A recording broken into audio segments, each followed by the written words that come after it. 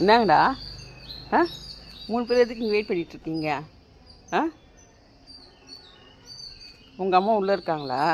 ம் ஏ ரோசி, பாரு உன் பிள்ளைங்க வெளியே வெயிட் பண்ணிது பாரு. வா வெளியே வா. வா ஓடிய ஓடிய வா வாங்க. பாரு உன் பிள்ளைங்க பாரு தனியாக உக்காந்துருக்கு பாருங்க. வாமா.